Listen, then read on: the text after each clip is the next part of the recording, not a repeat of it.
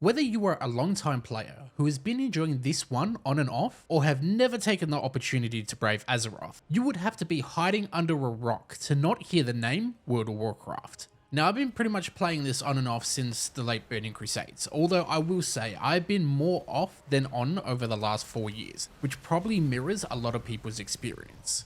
Blizzard Entertainment, the developers of World of Warcraft, have undergone numerous massive changes since the release of their last expansion, Dragonflight. As most people watching this video will already be aware of Blizzard's history, we are not going to journey down that road today. No, today is about exploring the huge achievement of Blizzard releasing their 10th expansion for World of Warcraft, The War Within. Now, for WoW players, this is a pretty big deal. When this expansion was announced, it was told that it would be the first part of a trilogy focusing on what Blizzard are calling the World Soul Saga. But what does that mean? Well, this means shorter expansion cycles, more direct content, and a focus on pivoting the already drawn out story into a new direction. At least that is what Blizzard hopes to achieve. Now, I know some people will be saying, Blizzard says this every time an expansion comes out, and I cannot blame you. So today, we're going to dive in and see exactly how much has changed, and how someone such as myself, who was once a teenage WoW Uber turned elderly casual player, takes to the next step in this long and continuing journey. The War Within takes place in the densely packed continent of Khazalgar, which is located right off the ridges of Pandaria. After a clean out of the messy bags, a short recap video, which Blizzard provides in-game, and a very impactful scenario, you will be boots on the ground, ready to take in this new land.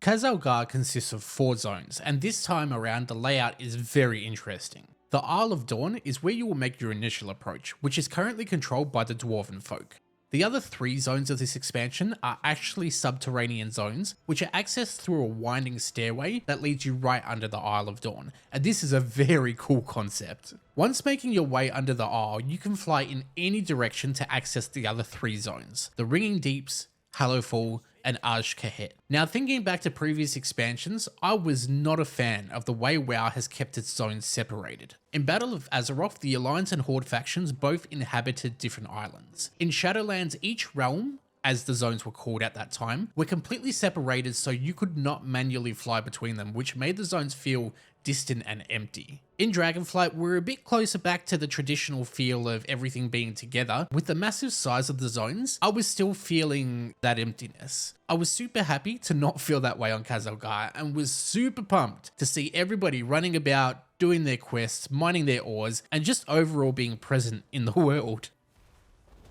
Now, aside from the fact that people were very excited and very skeptical about new content, there were 3 big reasons that players had been waiting to get their hands on the War Within. Just like any other expansion, there are quite a few new features coming, but this time around there are 3 massive ones that players need to be on the lookout for. These come in the form of Warbands, which is an account-wide feature, the introduction of hero talents, which is character-specific, and the Delve system, which is a new form of solo or group content, depending on how you play. Now let's look a bit into the Warbands. This is an account-wide system for your characters where it consolidates all of them into one roster. This is a huge quality of life feature, as all the renown that you earn will now be tied to your account rather than character. This also comes with the inclusion of account-wide gear for alts, although keep in mind this is only for specific gear, so most of what you loot will still be bound to that character when you pick it up. This system also comes with a very nifty Warband bank where you can deposit gold and other items that you can share between your characters. This system also carries over on all servers and factions, so you now have a centralized way to move gold and other belongings. You know what that means? No more starting out on a fresh server with only 2 copper, a handkerchief, and a dream. And for all you transmog connoisseurs like myself, transmog appearances now unlock for your warband, so you can collect most of any armor on one character, which is a massive win and easily one of the best quality of life features to come to the game in years, in my honest opinion. The second big feature is the introduction of hero talents, which is a new addition to the talent tree, which combines the essence of 2 specializations from your class to alter your current game style. These new additions don't so much as change your class, perhaps a better way to look at it would be that they augment specific spells. Each tree comes with 11 new talent slots, 3 of those being double slots where you can pick one talent or the other, bringing some light variation to the trees. The fantastic part of this system is the exploration. There are some really fun and cool ideas, and they do feel generally strong most of the time. The downside here, As is like all things with WoW, these specs are extremely unbalanced, and as soon as you go past the leveling environment, you will most likely want to be a bit more selective in your choices, as you may look cool, but you will essentially be feeling gimped by your lack of output, whether that be damage or heals in this scenario. Lastly, the final big feature coming to the War Within is the delve system, which is a smaller kind of instance that can be done solo or with friends in any party composition between 2 and 5 people. They are very quick to complete and all of them come with rotating objectives. I had a lot of fun with the delve system, and I'm interested to see how this will evolve over the seasons. And I think this is the case of Blizzard having an idea that didn't originally work and trying to give it a second crack, because delves actually feel what Torghast was intended to be. Blizzard was generous enough to give a companion to assist you when spelunking these dark and dingy areas in the form of our good old friend, who everybody saw coming, the one and only Bran Bronzebeard. Now the downside is you do have to level Bran, if that is a downside for you. The upside is as you complete the delves, you'll be getting perks at the end of the instance as a reward that you can use to outfit Bran into a healer or DPS spec. There is enough customization here that kept me entertained and genuinely had me swapping things in and out to see how Bran would perform, and his AI is pretty spectacular most of the time. There was some situations where he was dying to the ore that he was trying to mine in the corner that was blowing him up, but overall the experience 9 times out of 10 was fairly smooth, and I think that's an absolute win in my book. The leveling journey for me, and many others I assume, was extremely quick. I did all the content in the first 2 zones, main quests, side quests, delves, and dungeons, and to my shock, by the time I got to the end of the second zone, I was already level 78. And at this point, a lot of the quests just turned green, which was probably the slowest part of the questing experience. I usually find the first quarter of the leveling journey to be a bit more tedious, as Blizzard does have a habit of making new enemies damage sponges to slow down the higher geared raiders, and that wasn't the case this time around. It was good, snappy, fun content. I can easily say my mileage out of the leveling track for the War Within will be huge on my ults, I can feel that already. Whereas with Dragonfly, I was happy to wait out a few patches for mechanic skips and catch-ups, and to be honest, once I resigned to that fate of being happy to wait for things, I took a break and didn't return. Maybe it was the fact that I spent so long on break, or the fact that I tend to notice the graphical changes a lot, as I am very particular about the art style that I do and do not enjoy when it comes to WoW, as it can be a bit hit or miss for me. But I noticed that things look significantly better than Dragonfly, especially when it comes to the new models, which like I said, will be hit or miss. Let me expand on that a bit. If you enjoy the newer era style of trendy haircuts, colours and accessories, then you will definitely be happy with the new character designs for the older NPCs. I personally was more in the middle. It was nice to see the updates happen because that means that the content is being worked on, although I wasn't in love with them. I must say though, I can't get past Anduin. I thought he looked amazing in the CG trailer, yet had a horrible in-game model. His beard looks like it was applied in MS Paint by an intern at Blizzard, and I really can't move past that. I'm so sorry, Anduin. It was super distracting every time he came on screen. He often gives me strong Toy Story vibes, but not as polished as the work that Pixar does. Let me make that clear. I'm glad to say I didn't get the same painted on feeling from the world design. I enjoyed the art direction of these zones and overall just this expansion so much more than I have from all the others in the recent years. And my biggest pet peeve when it comes to the zones in the later game is how Blizzard somehow lost their ability to allow a zone to look gloomy without being at the expense of beauty, and losing that magnificent appearance that I expect out of Blizzard, and I can't tell you how happy I was to see Blizzard be able to design dark zones that look phenomenal, and that is really important here since 3 of the zones are underground. Now, I wouldn't call appearances a quality of life feature, but if that is what you were going for, Blizzard has you covered, because there are numerous features that have been added that actually make my head spin wondering, where were these features years ago? You have the obvious features such as Warbound collections and the ability to give some gear to your ults, but there are some minor ones that make a massive impact. I particularly fell in love with the new spellbook that not only shows spells that haven't been added to your bars, which isn't a new feature, but you now have the ability to enter the search bar and search for only abilities that are not equipped to your action bars, which as an alt player, I freaking love. Because when I started the War Within, I knew as I logged into every character, I would be redoing my action bars because it had been so long since I played these characters. And that's only the tip of the iceberg. There are updated quest markers, updated animations for spells and other key items, and even more nifty features that have been baked into the semi-updated UI.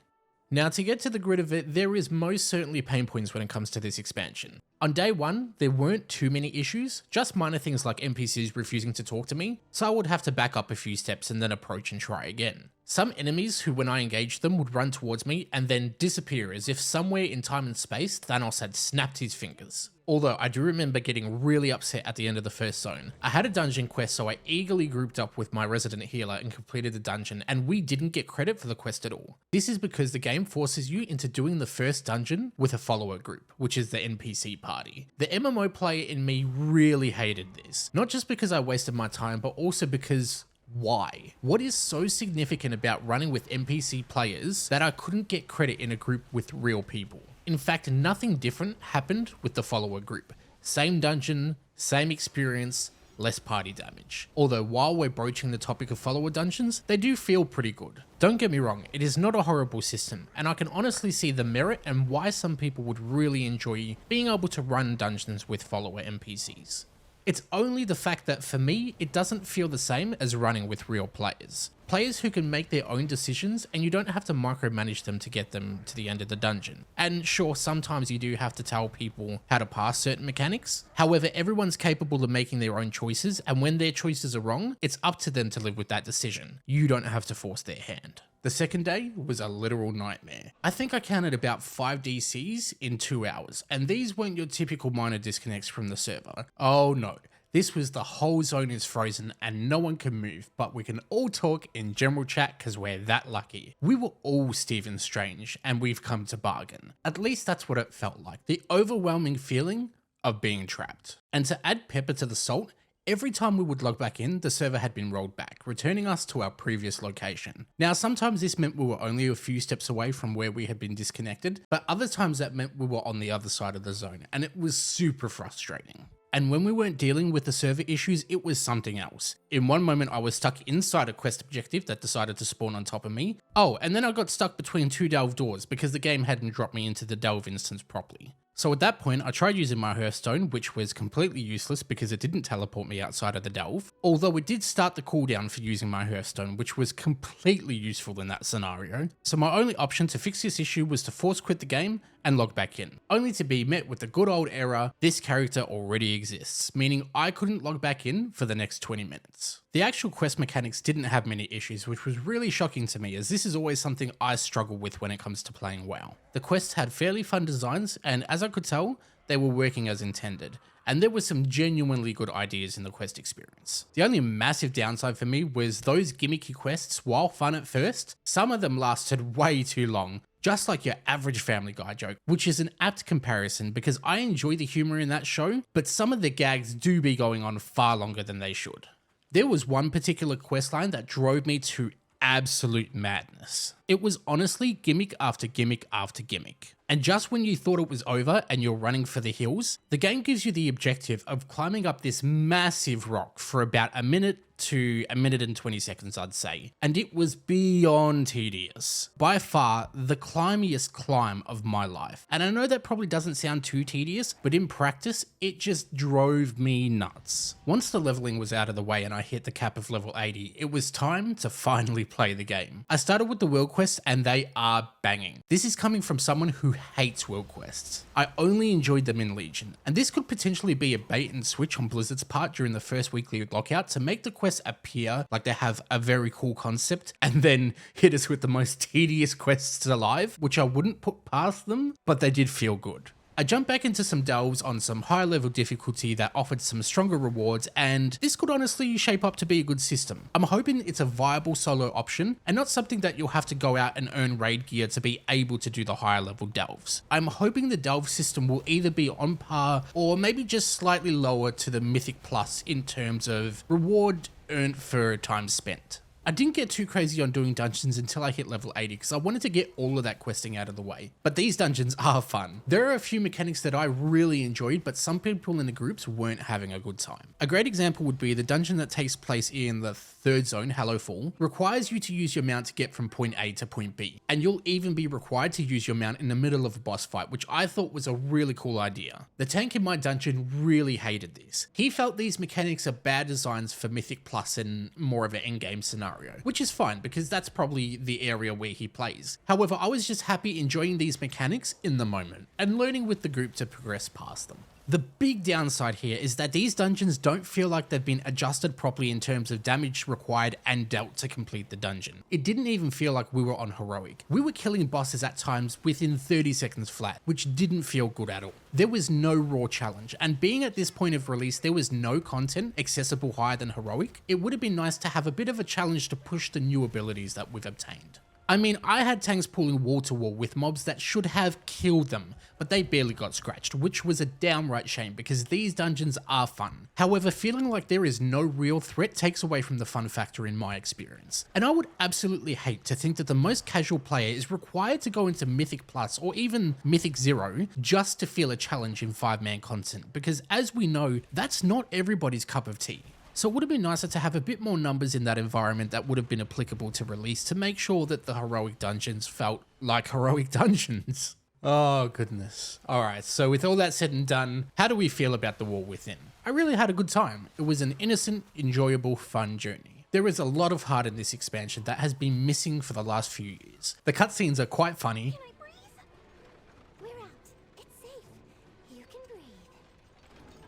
Keep holding it for science. And quite a few times this expansion really hits you in a place that you call home, which can honestly throw you off guard quite a bit when you least expect it, because I never thought Blizzard would be capable of telling that kind of story again. There is also a huge amount of cutscenes this time around, and while they aren't all crafted with the same level of attention or to the same degree as each other, it's very apparent that Blizzard has invested a lot of effort and resource into bringing some quality back to the story. It's hard to give an apt description of how this content felt, as one thing that Blizzard never achieved is appropriate scaling, and since writing this review there has already been changes made to the leveling experience, which I feel is pretty redundant and also very suspicious that these changes were made after early access had ended. I did have the most fun in this expansion than I've had in years. However, I am fully preparing for that to end with the first season release, as Blizzard loves to play with the numbers, which is a shame because I would love to play a class from start to finish without fearing upcoming nerfs and changes to my class. Now, is this a step in the right direction? Absolutely, 1000%. If Blizzard keep this momentum up, they could deliver on the promise of improved quality. However, this wouldn't be the first time that Blizzard made the start of an expansion appear to be a breath of fresh air only to micromanage the way the game is played. So I have my fingers crossed, but I am extremely doubtful. The Warband system is a fantastic addition, if not a few years too late, but this would definitely be the biggest feature to grace WoW for years to come, and this should keep ultaholics really happy. And Blizzard should lean into players who have even just one ult, because that's where the true money lies. If you do not indulge in endgame content, this is a fabulous experience. Go and have a great time. However, if you're like me and sometimes you need a little bit more than the ordinary solo activities, I would be optimistically cautious. Well, this has been an